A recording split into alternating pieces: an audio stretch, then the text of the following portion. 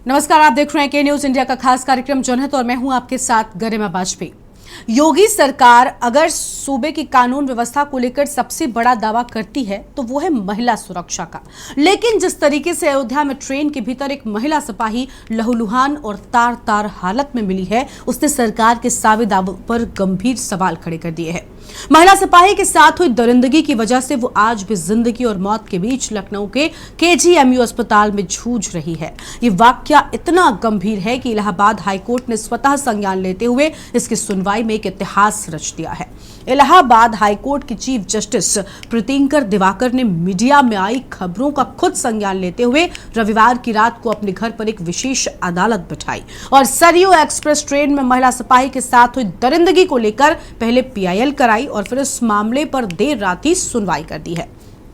बता दें कि इलाहाबाद हाईकोर्ट ने छुट्टी वाले दिन यानी कि रविवार को रात 9 बजे विशेष बेंच बनाकर इसकी सुनवाई की, जिसमें खुद चीफ जस्टिस प्रीतिंकर दिवाकर और जस्टिस आशुतोष श्रीवास्तव के डिवीजन की विशेष बेंच ने दलील सुनी है। इससे पहले हाईकोर्ट के वकील रामकुमार कौशिक ने इस पूरे मामले में पीआईएल दाखिल कर अपील की थी। ये रिपोर्ट देखिए। बीती रात इलाहाबाद हाईकोर्ट के चीफ जस्टिस के आवास पर बैठी स्पेशल बेंच ने सुनवाई के बाद रेलवे और यूपी सरकार को जवाब तलब किया। सुनवाई के दौरान जांच से जुड़े किसी सीनियर अफसर को भी पेश होने को कहा। अफसर को कोर्ट में मौजूद होकर ये बताना होगा कि इस मामले में अब तक क्या एक्शन हुआ है।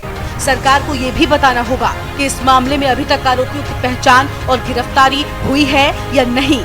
फिलहाल पीड़ित महिला सिपाही की हालत गंभीर बनी हुई है और उसे होश नहीं आया है। लखनऊ के केजीएमयू के आईसीयू में उसका इलाज चल रहा है। बताया जा रहा है कि उसके सिर में चोट लगी है और चेहरे को बुरी तरीके से क्षतिग्रस्त किया गया है। अस्पताल में महिला सिपाही के भाई से जब बात की गई तो उसने बताया कि उसे नहीं पता कि उसकी बहन के साथ किसने इस घटना को अंजाम दिया और क्यों। अब पुलिस ही अपनी जाँच में सब कुछ बता पाएगी। गौरतलब है कि बीते 29 अगस्त को मनकापुर से अयोध्या आ रही सरयू एक्सप्रेस में महिला सिपाही पर हुए जानलेवा हमले की घटना को 6 दिन बीतने के बाद भी यूपी पुलिस के हाथ खाली हैं। महिला के चेहरे पर धारदार हथियार से हमला किया गया। 2 जगह से सिर में फ्रैक्चर है। उसकी हालत गंभीर है। लखनऊ के जीएमसी में इसका इलाज चल रहा है। एसपी, जीआरपी, सीओ, जीआरपी घटना के बाद से ही अयोध्या में कैंप कर रहे हैं, लेकिन 6 दिन बाद भी पुलिस अब तक इस घटना की सही वजह नहीं बता पाई है। मामले को लेकर एसपी जीआरपी पूजा यादव की माने तो मेडिको लीगल और एफएसएल की रिपोर्ट में किसी भी प्रकार के सेक्सुअल असॉल्ट की पुष्टि नहीं हुई है। पुलिस टीम जल्द ही इसका खुलासा करेगी। बीते 29 अगस्त की सुबह 4 बजे अयोध्या रेलवे स्टेशन पर उस वक्त हड़कंप मच गया जब सरयू एक्सप्रेस की जनरल बोगी में सीट के नीचे महिला हेड कांस्टेबल खून से लथपथ पड़ी मिली। जीआरपी के जवान मौके पर पहुंचे तो महिला के कपड़े अस्त व्यस्त थे। वो सीट के नीचे पड़ी थी और उसके चेहरे से खून रिस रहा था। आनंद फानन में महिला को लखनऊ के जीएमसी में भर्ती कराया गया। 6 दिन बाद डॉक्टरों ने ऑपरेशन कर उसे बचा तो लिया, लेकिन अभी भी वो बोलने की स्थिति में नहीं है। अब तक महिला सिपाही के साथ दुष्कर्म या छेड़खानी की पुष्टि नहीं हुई है। और जनहित में आज इसी मुद्दे को लेकर हम करेंगे विस्तार से बातचीत। खास मेहमानों का पैनल हमारे साथ में जुड़ेगा, उनके साथ में चर्चा की शुरुआत करते हैं। लेकिन बड़ा सवाल ये कि आखिर एक तरफ जिस प्रदेश में महिला सुरक्षा के बड़े बड़े दावे किए जाते हैं, उस प्रदेश में महिलाओं के साथ आज भी इतनी बर्बरता, और खास तौर पर ये महिला कोई आम महिला नहीं बल्कि खुद यूपी पुलिस की सिपाही थी। ऐसे में एक सिपाही के साथ अगर इस तरीके की घटना हो रही है, जो खुद वर्दीधारी है, जो वर्दी में है, तो आप समझ सकते हैं कि आम जनता या आम महिलाओं के साथ किस तरीके का व्यवहार ऐसी जगहों पर होता होगा। अपनी चर्चा की शुरुआत करेंगे मेजर आशीष चतुर्वेदी जी, समाजवादी पार्टी के प्रवक्ता हैं, हमारे साथ में जुड़ चुके हैं। आगे और मेहमान भी जुड़ेंगे, उनको भी चर्चा में जोड़ेंगे। आशीष जी के साथ शुरू करते हैं। आशीष जी, ये क्या है सपा में महिला सुरक्षा, अरे माफ कीजिएगा, सरकार में महिला सुरक्षा की बात खूब हुई। जब सरकार सत्ता में आई तो एंटी रोमियो स्क्वाड के साथ में एंट्री हुई थी।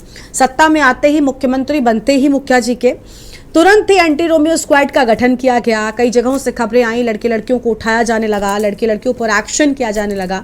लेकिन सर वो दस्ता कहाँ है आज? क्योंकि आम लड़कियों को तो आप छोड़ दीजिए, जो महिला सिपाही है, आप समझ सकते हैं, इस बात से ये अंदाजा लगाया जा सकता है कि एक लड़की या एक महिला जो वर्दी में है, जब उसके साथ इस तरीके की चीजें हो रही हैं, तो भला आम लोगों के साथ किस तरीके का व्यवहार होता होगा? गंभीर विषय है, बहुत ही ज्यादा गंभीर, बहुत ही ज्यादा हैरान करने वाला ये जो कृत्य है ये सामने आया। लेकिन अगर ये सोचने की जरूरत है कि ये ऐसा इतनी हिम्मत अपराधियों के अंदर कैसे आई कि वो एक महिला जो यूनिफॉर्म में है, मतलब पुलिस की यूनिफॉर्म में है, उसके साथ अगर इतना करने की हिम्मत रख रहे हैं, तो कहीं ना कहीं इससे पता चलता है कि जो अपराधी हैं उत्तर प्रदेश के अंदर, उनको कानून का डर नहीं। अब सवाल ये उठता है कि डर क्यों नहीं? क्योंकि वो टीवी पे देखते हैं कि जब एक भाजपा का एमएलए सेंगर एक लड़की का बलात्कार करता है और उसके पूरे परिवार को खत्म कर देता है और पुलिस उसके खिलाफ एफआईआर भी नहीं लिखती है जब तक हाईकोर्ट दखल नहीं देता। जब हाथरस जैसी एक घटना होती है कि भाजपा से जुड़े कुछ लोगों को बचाने के लिए पुलिस और डीएम मिल करके रातों रात एक लड़की को जला देते। जब भाजपा के चिन्मयानंद जो एक एमपी भी हैं इनके, उनके वीडियो वायरल होते हैं कि वो छोटी लड़कियों से अपनी मसाज करा रहे हैं और उन पर बलात्कार के आरोप है और उनको सरकार बचाने में लग जाती है, उनके खिलाफ कुछ नहीं होता है। जब आप देखिए कि बृजभूषण शरण सिंह जिनके ऊपर महिलाओं का शोषण करने का आरोप है और किसी एक महिला का नहीं अनगिनत पहलवानों का, उनको सरकार बचाने में लग जाती है। तो जब इनसे क्या, मैं ये गिना रहा हूं, मैं इसलिए गिना रहा हूं क्योंकि इससे एक माहौल बनता है, एक संदेश जाता है उत्तर प्रदेश के अंदर कि सरकार पुलिस किस तरफ है, किस तरफ है वो। तो अपराधी देख लेता है जब ये बच रहे हैं, ये किसी तरह सत्ता पक्ष से जुड़े हैं या किसी तरह कानूनी प्रक्रिया का फायदा उठा करके बच रहे हैं, तो हम तो बहुत छोटे हैं, हमसे कौन जो है इतना पूछेगा या कौन न्यूज चैनल हमारे ऊपर वो चलाएगा कि फलाने ने ऐसा कर दिया या वैसा कर दिया। तो वो मानसिकता जब हावी हो जाती है तो कहीं ना कहीं आप ये देखते हैं, ऐसे ही थोड़ी उत्तर प्रदेश आज नंबर 1 है महिलाओं के खिलाफ होने वाले अपराध, बलात्कार में पूरे देश में सबसे। लेकिन आशीष जी, फिर क्या वजह है कि एक तरफ सरकार महिला सुरक्षा को लेकर बड़े बड़े दावे लेकर आम जनता के पास जाती है और आम जनता उनके इस दावों पर विश्वास भी करते हैं, इसी के चलते वो सत्ता में है, लॉ एंड ऑर्डर को मेंटेन करने की ही बड़ी बातें कहकर वो सत्ता में आए। आपकी बात को नहीं माना गया, आप अपनी जनता तक नहीं पहुंचा पाए अपनी बातों को। भाई जनता को लगा था कि लॉ एंड ऑर्डर मेंटेन होगा, यहां तक कि सरकार के मुखिया खुद जाकर जनता के बीच कहते हैं कि हमारी सरकार में कोई दंगा नहीं होता, महिलाएं सुरक्षित हैं। तो ये सुरक्षा महिलाओं की कैसी हो रही है? हाथी के दांत दिखाने के और खाने के और। आप गूगल कर लीजिए, आप किसी की बात पे क्यों जा रहे हैं? आजकल तो गूगल पे आपको सब कुछ अवेलेबल है, आप उस पर लिखिए कि देश में सबसे ज्यादा अपराध किस प्रदेश में होता है महिलाओं के खिलाफ, आपको जवाब मिल जाएगा। बाकी जो भारतीय जनता पार्टी का साथ देने वाले या उनके गठबंधन में कहें कि कुछ जो न्यूज चैनल है जिनका काम ही सुबह से लेकर रात तक भारतीय जनता पार्टी गुणगान करना है, तो उनकी क्या वैलिडिटी, उनकी क्या अस्तित्व है उनका? वो किस बात के पत्रकार और किस बात के न्यूज चैनल? वो केवल भाजपा का तंत्र है, प्रचार तंत्र, उससे ज्यादा उनकी कोई वक्त नहीं है, बस उतनी हैसियत है उनकी। तो उनकी बातों पर आज लोग क्यों देखना छोड़ दिया है? या पत्रकारों को जो है आज जो सम्मान कुछ आज 15 साल पहले हुआ करता था एक पत्रकार का, आज कहीं ना कहीं वो क्यों गिर गया? इसीलिए तो गिर गया क्योंकि उन्होंने पत्रकारिता छोड़ के, वो कहते हैं ना कलम छोड़ के कमल पकड़ के बैठे हैं। वो कलम पकड़ के नहीं बैठे हैं, वो कमल पकड़ के बैठे, तो ऐसे सम्मान कहां से मिलेगा? ठीक है सर, पत्रकारों की बात फिलहाल यहाँ पर नहीं हो रही है और बाकी आप देख रहे हैं कि हमने खुद इस मुद्दे को उठाया और जनहित के न्यूज जनहित में हर रोज जनता से जुड़े मुद्दों को उठाता रहता है और हम उन पत्रकारों में नहीं है जो सरकार के कमल को हाथ में पकड़े हुए हैं, आप भी जानते हैं, और इसी के चलते आज हमने ऐसे डिबेट भी यहाँ पर बिठाई है। लेकिन बड़ा सवाल यह है कि सर जनता को जब विश्वास है तो आखिर जनता नाकामयाबी कहां पर मिल पा रही है? ये यूपी पुलिस की आप नाकामयाबी मान रहे हैं, गवर्नमेंट की नाकामयाबी मान रहे हैं? क्योंकि जीआरपी की टीम जाती है, जिस तरीके से महिला वहां पर अस्त व्यस्त हालत में मिली है, आखिर कौन है? एक तरफ जज साहब रात में ही सुनवाई करते, इतिहास रच देते, वो स्वतः संज्ञान लेकर मामले पर पीआईएल पहले दाखिल करवाते हैं, दूसरी ओर सरकार अब तक हाथ खाली है। आपने टीम्स बना दी, सब कुछ कर दिया, लेकिन हाथ आपके अब तक खाली हैं। आप अपने आप को एक ऐसी पुलिस व्यवस्था मानते हैं जिसकी तारीफें आप करने से चूकते नहीं हैं, गुणगान करने से आपका मन नहीं भरता यूपी पुलिस के, और तस्वीर इस तरीके की नजर आ रही है। तो यहां पर आपको लग रहा है कि कमी कहां रह गई? यूपी पुलिस को आप जिम्मेदार मान रहे हैं? आपको लग रहा है कि यूपी पुलिस का इस्तेकबाल जो है वो खत्म हो गया है? आशीष जी, आवाज नहीं आ रही आपकी। आशीष जी, आपको आवाज मिल रही है हमारी? मुझे आवाज नहीं आ रही थी। अभी आपको आवाज मिल रही है हमारी? पता नहीं आवाज क्यों नहीं आ रही है। तो आशीष जी तक आवाज नहीं पहुंच पा रही है, लेकिन फिलहाल देखिए बड़ा सवाल ये है, और देखिए बड़ी बातें भी आपको हम बता रहे हैं कि अब तक की जांच के मुताबिक किस तरीके से यहाँ पर पूरा जो मामला है महिला भर्ती में बुरी तरीके से यहाँ पर मिली। और 29 अगस्त को प्रयागराज से चलकर मनकापुर तक आने वाली सरयू एक्सप्रेस में मिलने की बात। आशीष जी आपको आवाज मिल रही है हमारी? आशीष जी आप सुन पा रहे हैं?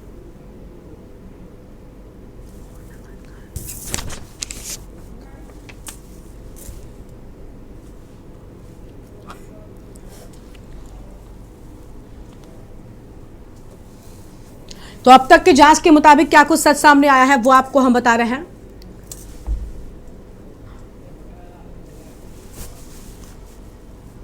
महिला कांस्टेबल रात 1 बजे की बात सामने आई। सरयू एक्सप्रेस सुबह 3:05 पर वापस चली। तो अब तक की जांच के मुताबिक जो सच है वो आपको हम ग्राफिक्स के जरिए बता रहे हैं। सरयू एक्सप्रेस 3:45 पर अयोध्या स्टेशन पहुंची थी। आशीष जी आवाज मिल रही है आपको हमारी?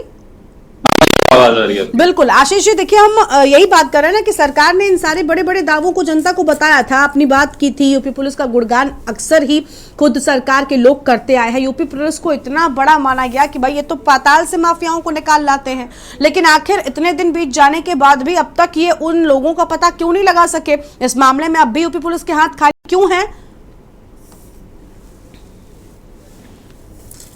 आशीष जी आवाज मिल रही है आपको हमारी? आशीष जी तक आवाज नहीं पहुंच पा रही है तकनीकी खामी के चलते। तो ये बड़ी खबर आपको हम बता रहे हैं। अब तक की जांच के मुताबिक जो हुआ वो भी जान लीजिए। महिला कांस्टेबल रात 1 बजे मनकापुर स्टेशन पहुंच गई थी।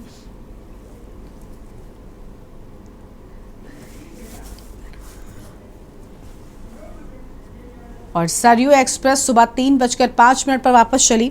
और कंचन द्विवेदी जी हमारे साथ में जुड़ चुके हैं बीजेपी की ओर से। कंचन जी बहुत स्वागत आपका हमारी चर्चा में।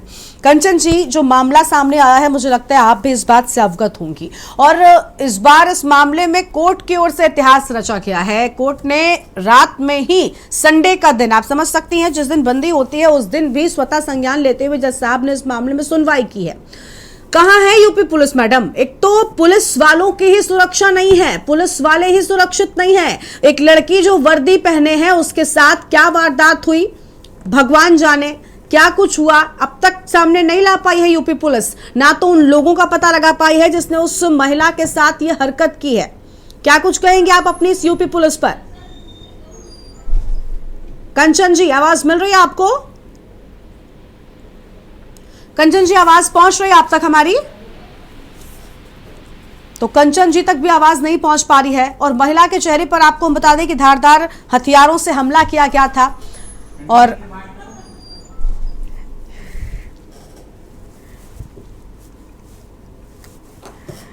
और ये पूरा वाकया हैरान कर देने वाला है। एक महिला जो वर्दी पहने हुए है, आप सोचिए उस महिला के साथ ट्रेन में जो हुआ वो परेशान कर देने वाला है। और अब तक की ये जो पूरी खबर रही, इसमें कोर्ट की ओर से जो इतिहास रचा गया, इसमें साफ तौर पर जज साहब ने देर रात ही बैठक बुलाई और उसमें बातचीत हुई कि आखिर ये कैसे हुआ। सरकार के लोगों ने से जवाब मांगा गया, सरकार ने टीमें गठित कर दी, लेकिन अब तक कुछ भी सरकार के हाथ नहीं लग सका है। आशीष जी एक बार फिर से, आशीष जी सुन पा रहे हैं आप हमें?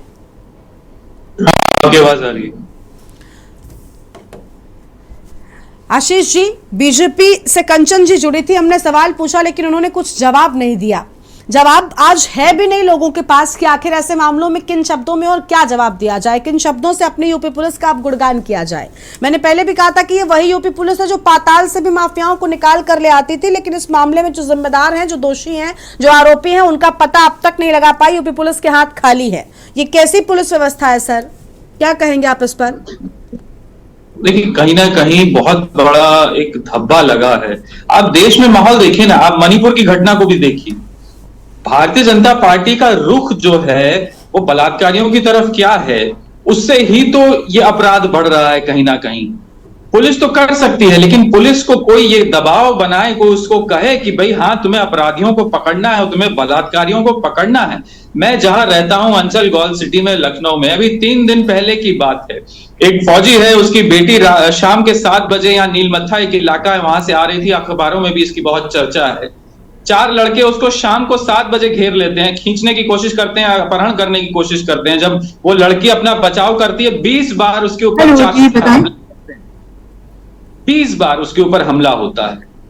तो ये यहाँ और इतना भीड़ वाला इलाका है, आप ये समझ लीजिए पुलिस चौकी भी उससे कुछ मेरे ख्याल से मुश्किल से 400 मीटर दूर रही होगी। जहां मैं रहता हूं उसके पास की घटना है ये। तो ये कहीं ना कहीं अपराध जो है, ये तो वो आपराधिक घटनाएं हैं जो हमारे सामने आ रही हैं। ऐसी अनगिनत घटनाएं होंगी जो हमारे आपके चैनलों पे, न्यूज पे आती ही नहीं हैं। अब हर जगह तो हर चीज का जिक्र हाईलाइट नहीं हो पाती हैं चीजें, लेकिन अपराध तो हो रहे हैं, लेकिन अपराध को रोकने वाला कोई नहीं। केवल अपना गुणगान करना, केवल एक राजनीतिक तौर पे इन चीजों को देखना, अरे जो भारतीय जनता पार्टी के लोग हैं उन्हें भी सोचना चाहिए। उनके घर की महिलाओं को भी इन्हीं सड़कों पे निकलना है। कहीं ना कहीं सोचना चाहिए कि आप किसका आम जनता को लगता है कि बीजेपी महिलाओं की सुरक्षा ठीक तरीके से कर पाएगी। आपकी बात महिलाओं लोगों तक, क्या आम जनता तक क्यों नहीं पहुंची? क्योंकि इन लोगों ने, बीजेपी की सरकार ने लॉ एंड ऑर्डर को मेंटेन करने के लिए ही सबसे बड़ी बात कही थी, इससे बिना पर वो सत्ता में आ गए। इस बात को आप भी स्वीकार करेंगे? बिल्कुल मैं करता हूं, लेकिन प्रोपेगेंडा, झूठ, फरेब, आप देखिए, अगर आप दिल्ली की सरकार की बात कर लें, आपको याद होगा स्मृति ईरानी, बाकी भारतीय जनता पार्टी के नेता, जब 1 रुपए आपका ये जो गैस सिलेंडर है इसका बढ़ जाता था तो कैसे हाय तौबा, जैसे कि मान लो वो अभी सास बहू वाले सीरियल में एक्टिंग कर रही हो, बिल्कुल उसी भाव से वो ड्रामा किया करती थी सड़कों पे। जब 1 रुपए 1.5 रुपए बढ़ता था और वो 400 रुपए को उसने 1200 पहुंचा दिया, वो गायब ही हो गए, उनने बात ही करना छोड़ दिया उस पर। लॉ एंड ऑर्डर की बात करिए, अखिलेश सरकार ने विमेन हेल्पलाइन शुरू करी, 1090 जो डायल 100 है वो शुरू किया गया, पुलिस की गाड़ियां दी गई जगह जगह, जो आप देखते हैं ये अखिलेश सरकार ने किया था। हम कानून व्यवस्था को सही करने की कोशिश कर रहे थे, लेकिन एक षड्यंत्र के तहत, एक झूठे प्रचार के तहत जो है ये एक ऐसा माहौल बनाया गया कि नहीं, पहले बहुत ज्यादा गुंडागर्दी थी, अब सब कुछ सही हो गया है। अरे आप देख लीजिए, 40 पुलिस वालों के बीच में 2 अपराधियों की हत्या होती है, 40 पुलिस वालों के बीच में। तो जब 40 पुलिस वालों के बीच में किसी की हत्या हो सकती है, तो यूपी पुलिस और यूपी की कानून व्यवस्था और यूपी की सरकार कितनी कारगर है, इसको बताने की जरूरत नहीं। और तभी आप देख रहे हैं कि दिन पे दिन जो अपराध और बलात्कार की घटनाएं हैं वो बढ़ती चली जा रही हैं, बढ़ती चली जा रही हैं। अपराधी मस्त है उत्तर प्रदेश के अंदर, थोड़ा सा पुलिस को पैसा खिलाओ और मजे करो।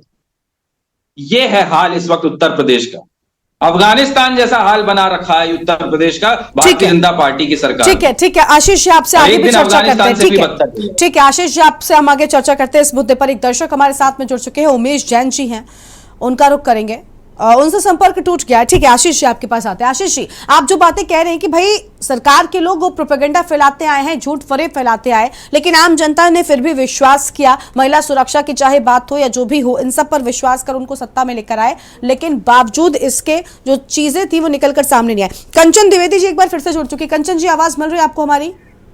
जी जी।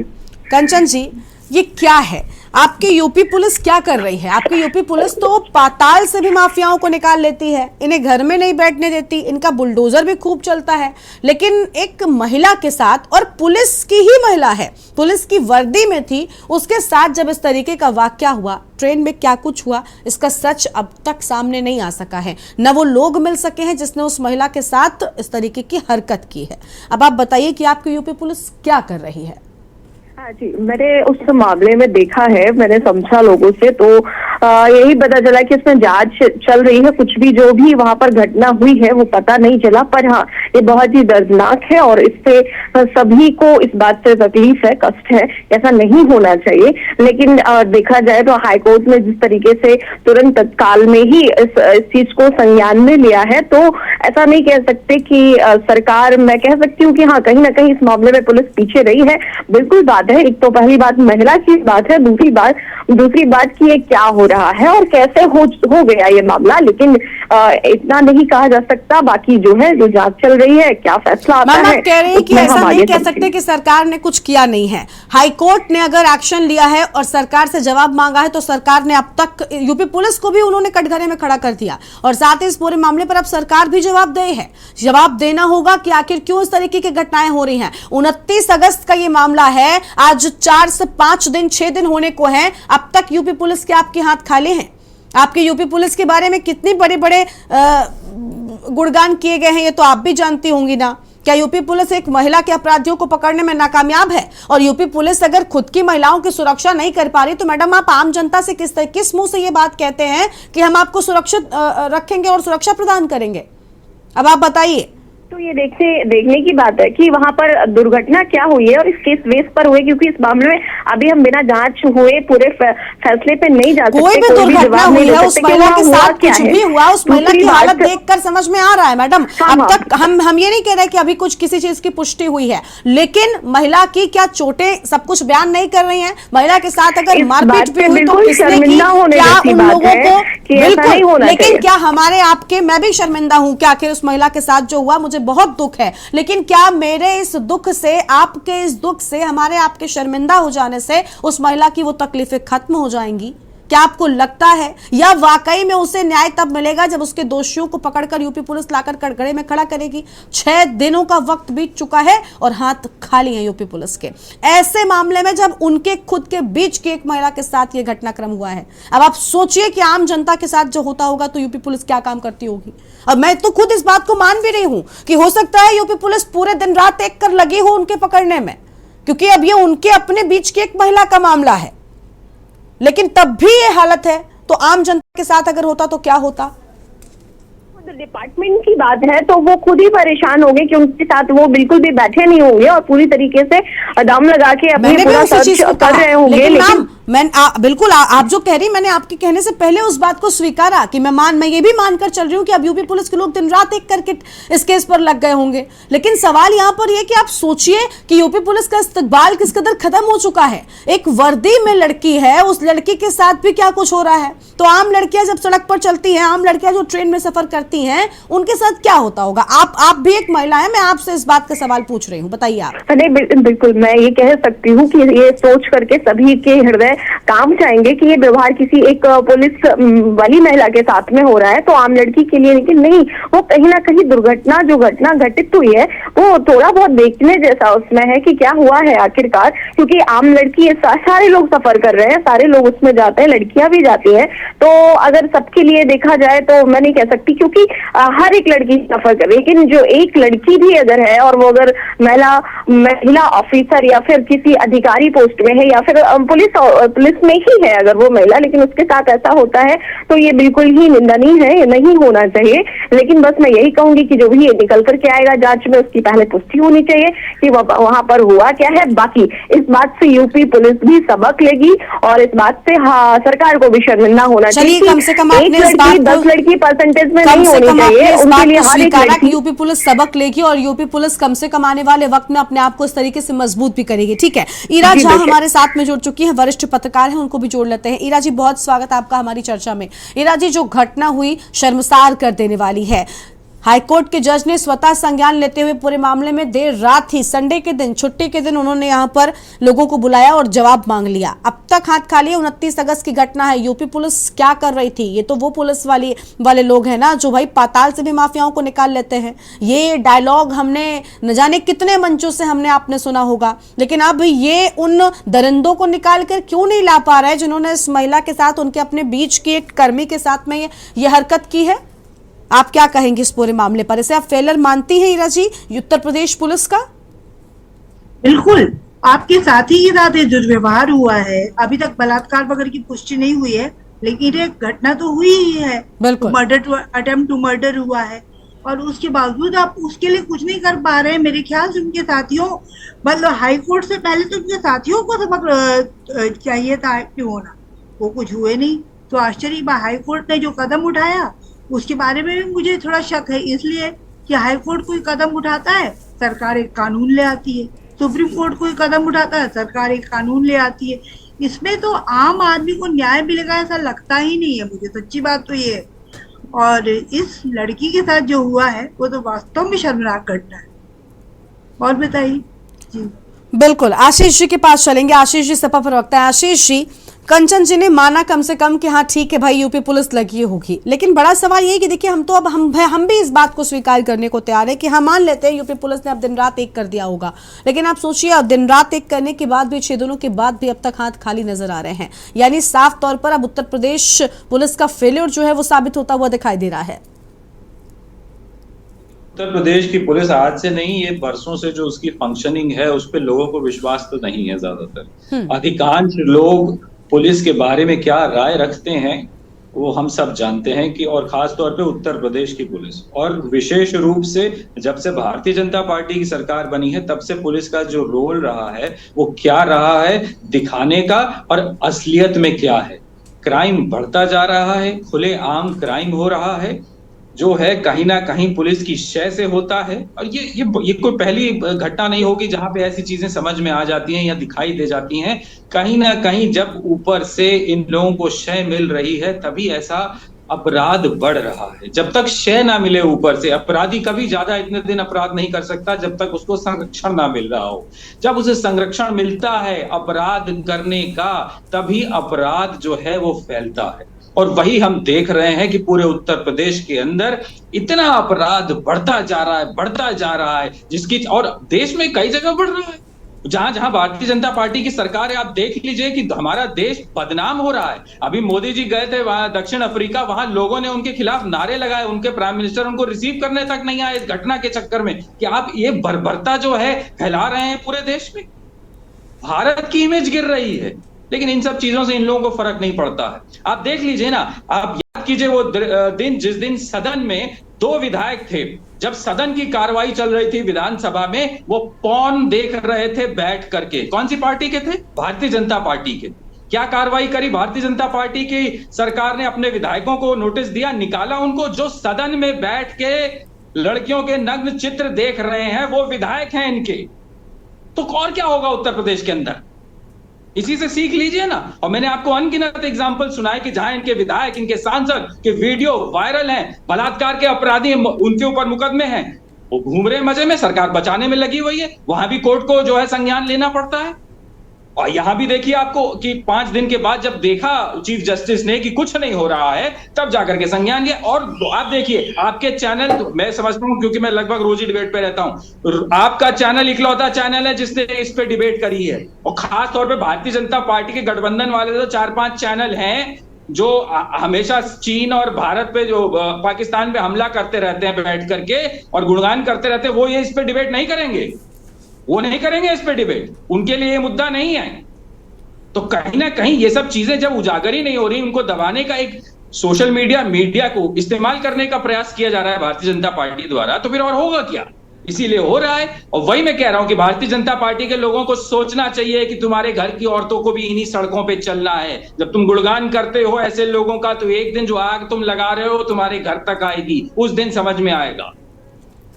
बिल्कुल बिल्कुल, ये बात सोचनी चाहिए कि आखिर क्यों इस तरीके की हरकतें महिलाओं के साथ हो रही हैं। महिला सुरक्षा की बड़ी बड़ी बातें होती हैं, लेकिन दूसरी ओर ऐसे जो मामले होते हैं ये असल में सच जो है वो सामने लेकर आते हैं। और सरयू एक्सप्रेस में जिस तरीके से एक महिला कांस्टेबल के साथ ये घटना हुई, इसने सबको हैरान कर दिया। आज हम बात कर रहे हैं महिला सुरक्षा को लेकर, क्योंकि जिस तरीके से उत्तर प्रदेश में एक ट्रेन के भीतर एक महिला के साथ, महिला कांस्टेबल के साथ जो हुआ वो हैरान कर देने वाला है। और इस पूरे मामले में पीड़ित महिला के भाई का क्या कुछ कह रहा है, एक बार वो भी सुनिए। और हनुमानगढ़ी में उनकी ड्यूटी लगाई गई है और सरयू ट्रेन से वो जा रहे थे, उनके साथ दर्दनाक हादसा हुआ है। और उसके बाद जो है वो सोशल मीडिया वाले उसको बहुत गलत तरीके से दिखा रहे हैं। ये बहुत ही गंदा काम है और हमारी बहन के साथ ऐसा कुछ काम किया नहीं गया है, न उसके साथ कोई छेड़छाड़ की गई है, न तो उसके जो है मौत हुई है। ये मीडिया वाले बार बार दिखा के हमको और हमारे परिवार वालों को भ्रमित कर रहे हैं और रिश्तेदार बार बार फोन कर रहे हैं। इससे हम लोगों को बहुत से परेशानियों का सामना करना पड़ रहा है। आपने देखा कि किस तरीके से यहाँ पर पीड़ित के भाई की ओर से अपनी बात कही गई है, क्योंकि कई लोगों ने इस पूरे मामले में गलत खबर आम जनता तक पहुंचाई है। हालांकि महिला के साथ छेड़खानी या किसी भी चीज की कोई पुष्टि नहीं हुई है, लेकिन महिला के साथ जो भी हुआ है, महिला की हालत गंभीर थी। डॉक्टरों ने उसे अस्पताल में इलाज किया उसे बचा लिया, लेकिन आखिर महिला के साथ ये बर्बरता किसने की है ये अब तक सामने नहीं आ सका है। महिला के चेहरे पर धारदार हथियार से हमला हुआ है, क्या वजह थी और महिला सिपाही का गुनहगार कौन है, ये सवाल अभी भी बरकरार बना हुआ है। अपनी चर्चा पर वापस से आते हैं। महिला सिपाही का गुनहगार कौन है, यही बड़ा सवाल है आशीष जी, और आखिर अब तक इस सवाल का जवाब यूपी पुलिस क्यों नहीं? सोचिए, महिला का भाई भी कह रहा है कि महिला के साथ कोई छेड़खानी नहीं हुई है, वो इस बात को स्वीकार कर रहा है, महिला के साथ किसी भी तरीके का सेक्सुअल असॉल्ट भी नहीं हुआ है, लेकिन महिला के साथ अगर मारपीट भी हुई है तो किसने की है ये पता क्यों नहीं लग पा रहा है? क्या वजह रही इस महिला के साथ मारपीट की? क्योंकि महिला को गंभीर रूप से चोटें आई हैं, महिला के चेहरे को क्षतिग्रस्त करने की कोशिश की गई है, उसे ऑपरेशन करके बचाया गया, लेकिन उसकी हालत जिस तरीके से गंभीर बनी हुई थी वो अभी भी बोल पाने की स्थिति में नहीं है। तो क्या ये गुनाह नहीं है? क्या अगर सेक्सुअल असॉल्ट नहीं हुआ है तो क्या गुनाहगारों का पता नहीं लगेगा? या मारपीट हुई महिला के साथ तो किसने की, क्यों की, क्या इन चीजों का पता नहीं लगना चाहिए? आशीष जी आवाज मिल रही है आपको हमारी?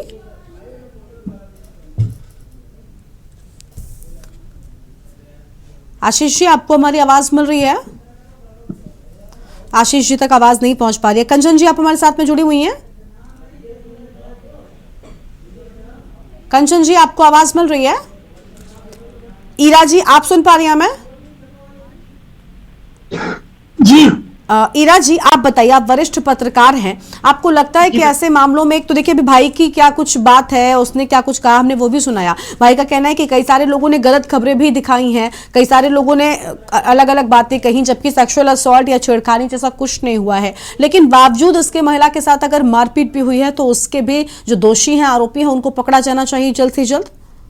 आश्चर्यजनक बात यह है कि अभी भी उसके साथ सेक्सुअल असॉल्ट हुआ है, इस तरह हुआ या नहीं हुआ, इस तरह की बातें करना बेईमानी है, क्योंकि जब तक पोस्टमार्टम नहीं होता या कुछ नहीं होता, पता नहीं वो जीवित है जाता। नहीं मैम, वो महिला जीवित है, मैम वो महिला जीवित है और उनका इलाज चल रहा है, ये उनके मेडिकल चेकअप नहीं होता उस हिसाब से, तब तो उसके बाद कोई बात कही जाएगी ना। और दूसरी बात, अगर मारपीट हुई भी है तो आपसी रंजिश का मामला भी हो सकता है, और वो डिपार्टमेंटल रंजिश है, ये राजनीतिक रंजिश है, ये सारी बातें देखनी होंगी। बिल्कुल, ये सारी बातें तभी सामने आ सकेंगी जब वो लोग पता चल पाएंगे जिन्होंने उस महिला के साथ की मारपीट की। आपको लग रहा है कि पुलिस इसमें काफी देरी कर रही है?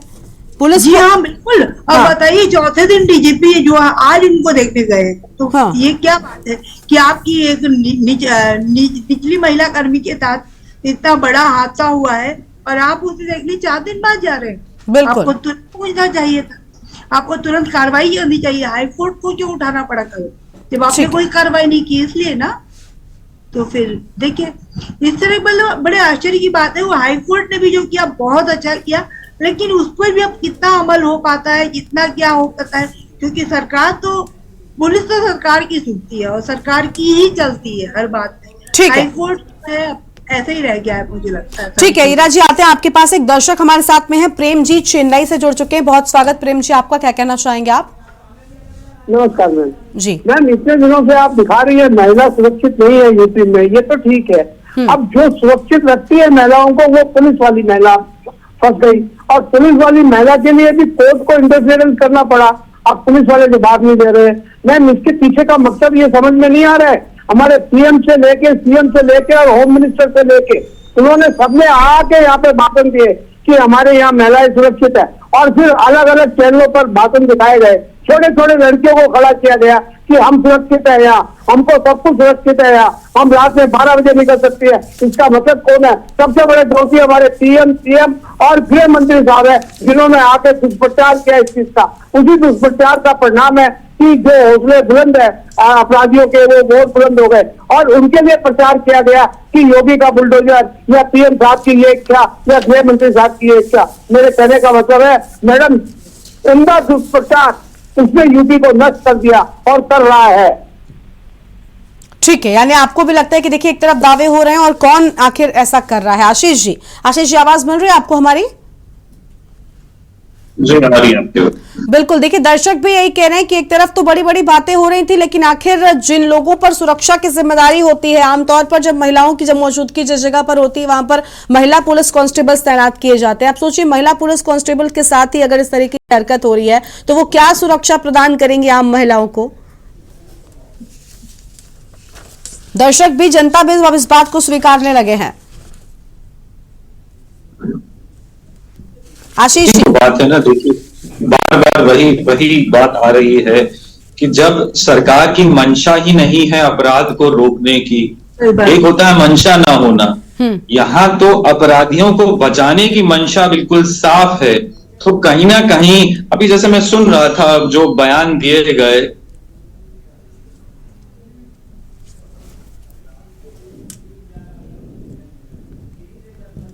एक दर्शक हमारे साथ में जुड़ चुके हैं, आशीष जी के पास वापस लौटेंगे। गिरीश जी हमारे साथ में। गिरीश जी, बहुत स्वागत आपका।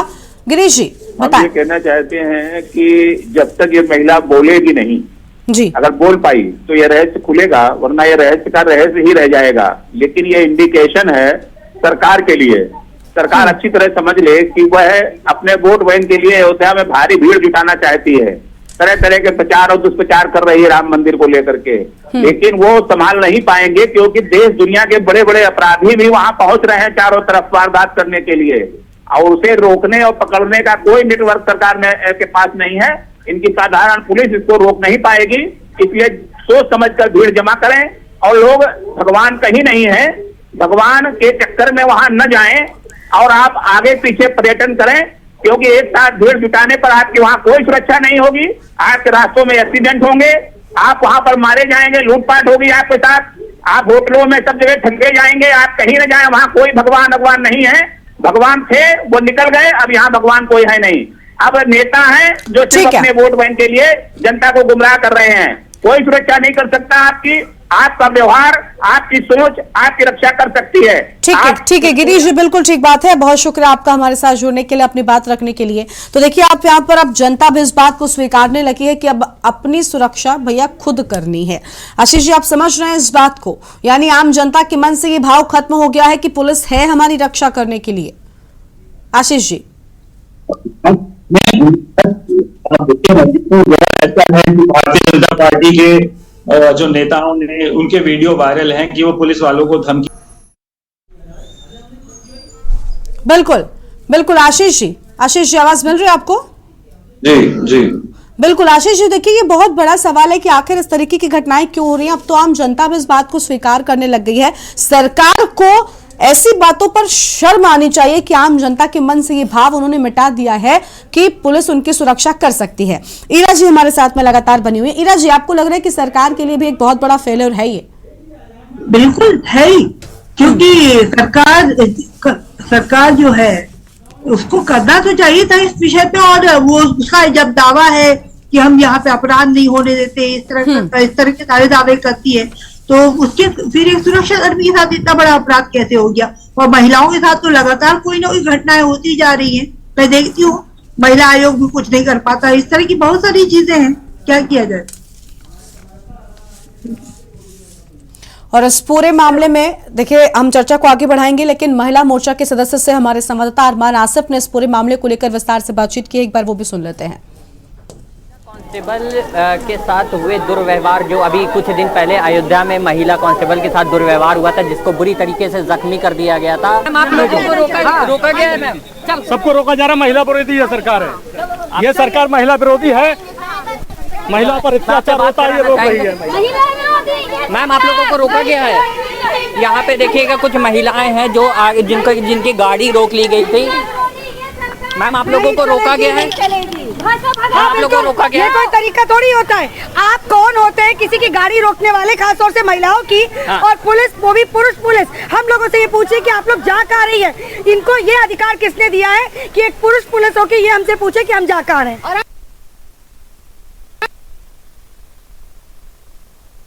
महिलाओं ने पूरे मामले को लेकर अपनी बात रखी है। एक दर्शक हमारे साथ में जुड़ चुके हैं अभी उमेश जैन जी। उमेश जी, बहुत स्वागत आपका, क्या कहना चाहेंगे आप? नमस्ते मैडम जी, उमेश जी बताएं। मैं ये कहना चाह रहा था कि उत्तर प्रदेश में पुलिस का डर बिल्कुल समाप्त हो चुका है। पुलिस बिल्कुल ईमानदारी से काम नहीं कर रही है, जिसकी वजह से इस तरह के अपराध हो रहे हैं। पुलिस केवल पैसा कमाने में लगी हुई है और अपराधियों को छूट मिल गई है, पैसा कमाओ और उन्हें भी दे दो, तो उनका कुछ नहीं होने वाला है। इस रहेगा। पुलिस का अपराध हो गया है उत्तर प्रदेश में, जिसकी वजह से अपराध बढ़ते जा रहे हैं। ठीक है, ठीक है। देखिए, पुलिस का इस्तेकबाल खत्म हो गया, इसी के चलते अपराध बढ़ रहे हैं। उमेश जैन जी हमारे साथ में दर्शक थे, उनका मानना है। बहुत शुक्रिया उमेश जी आपका हमारे साथ जुड़ने के लिए। तो देखिए, आप उमेश जी भी मान चुके हैं, या आम दर्शक जितने भी लोग हमारे साथ में जुड़े, सबका यही कहना है कि पुलिस का इस्तेकबाल कम हो गया है और पुलिस जो है वो कार्रवाई ठीक ढंग से नहीं कर पा रही है।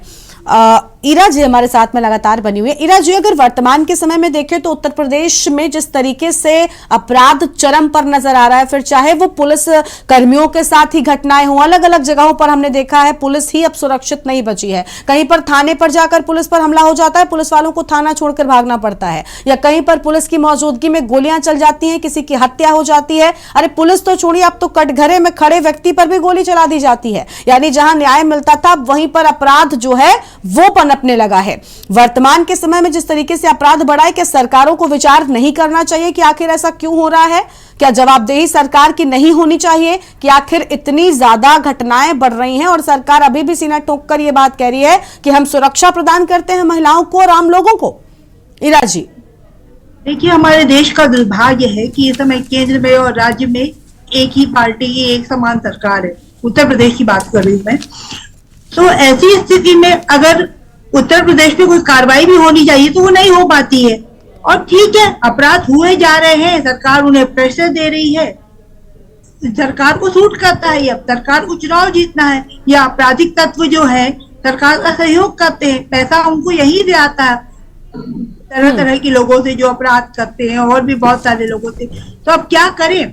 ऐसे में सरकार उनके ऊपर कोई रोक नहीं लगाना चाहती, मुझे ऐसा लगता है। और महिलाओं के साथ जो अपराध होते हैं वो कई कारणों से होते हैं। महिला ने किसी का कोई राज जान लिया हो, या महिला और मैम अब बात तो सिर्फ महिलाओं तक भी नहीं रह गई। महिलाओं पर तो हम इसलिए बात करें क्योंकि महिलाओं के कई सारे मामले हैं, लेकिन अगर वर्तमान के समय में देखेंगे तो सवाल सरकार से पूछने के लिए बहुत ऐसे मामले हैं जिन्होंने पूरे देश प्रदेश में सरकार को शर्मिंदगी महसूस करवाई होगी। क्या बोला आपने, मैं समझ नहीं पाई। ईरा जी, जैसे अभी वर्तमान के समय में देखिए किस तरीके से हत्याएं हुई हैं।